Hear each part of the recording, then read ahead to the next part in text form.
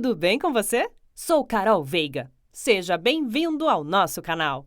Esse canal foi feito para você, aposentado ou pensionista do INSS, que precisa estar bem informado sobre tudo o que acontece em relação aos seus benefícios e às notícias do INSS. Estamos aqui para trazer sempre notícias atualizadas e gratuitas para você. E no vídeo de hoje, vamos falar sobre contribuição INSS, valor para MEI e autônomos em 2021 e como emitir boleto. E também, INSS poderá ajuizar ação regressiva contra responsáveis por acidentes de trânsito. Mas antes de começar, não se esqueça de se inscrever em nosso canal e ativar o sininho das notificações.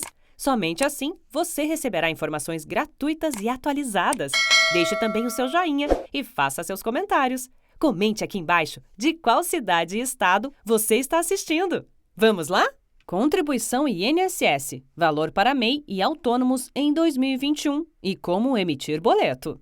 Aqueles trabalhadores que realizam recolhimento previdenciário ao Instituto Nacional do Seguro Social e INSS precisam estar atentos às novas cobranças que serão realizadas. Os pagamentos valem para o contribuinte individual que pode emitir o boleto online. Após o aumento do salário mínimo para R$ 1.100, desde o mês de fevereiro, os valores para aqueles que contribuem pelo piso vão variar entre R$ 55 a R$ 220.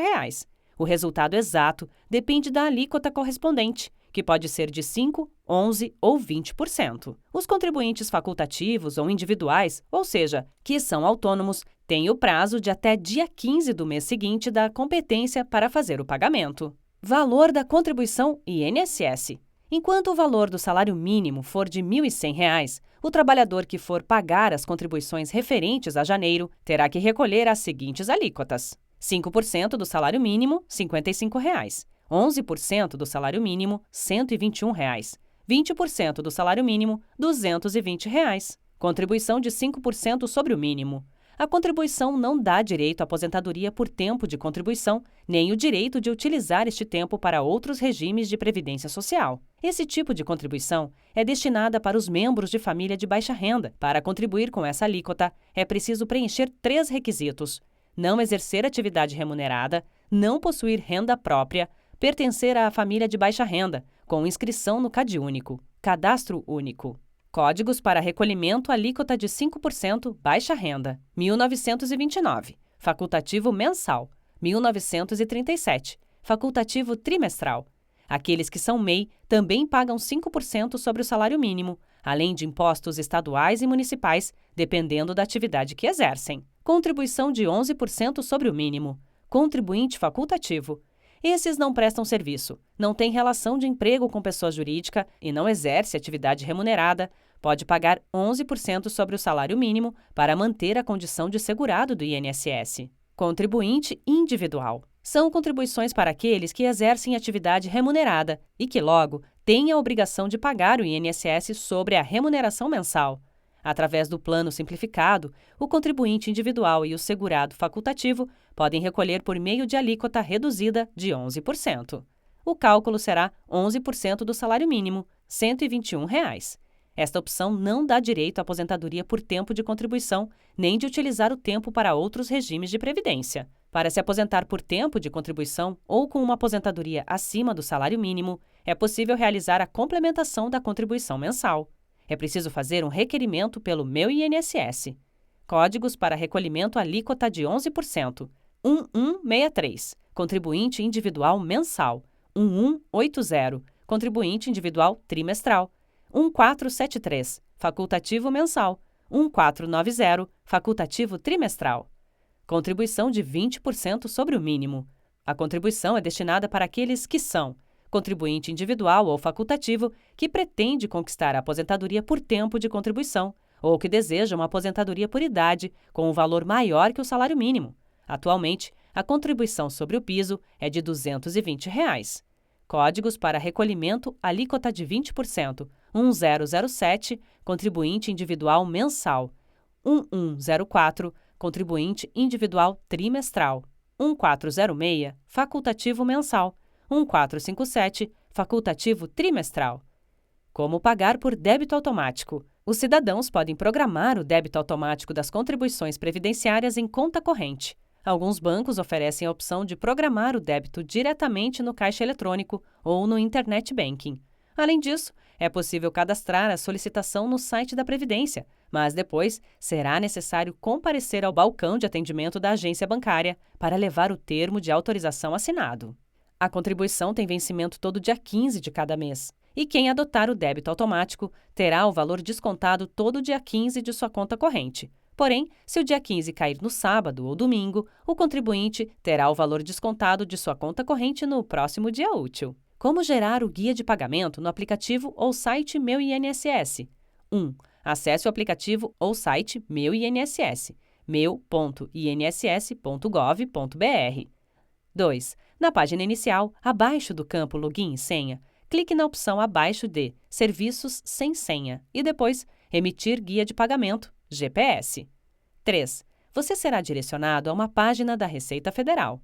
4. Preencha as informações solicitadas. Fonte: FDR.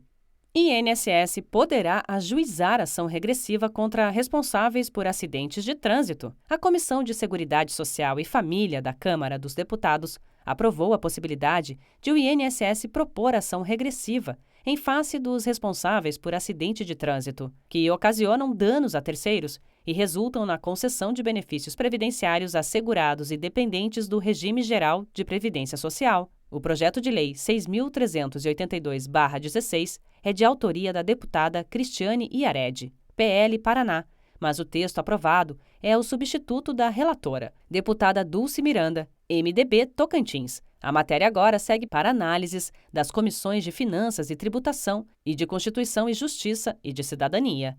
O texto destaca que os acidentes de trânsito, na maioria dos casos, resultantes da conduta irresponsável dos motoristas, causam milhares de mortes ou deixam as vítimas inválidas. E para as que são seguradas do Regime Geral de Previdência Social, há a possibilidade dos segurados ou seus dependentes pleitearem junto ao INSS os benefícios de aposentadoria por incapacidade permanente ou pensão por morte, causando grandes prejuízos aos cofres públicos, pois apenas os gastos com as aposentadorias por incapacidade chegam a 12 bilhões de reais por ano.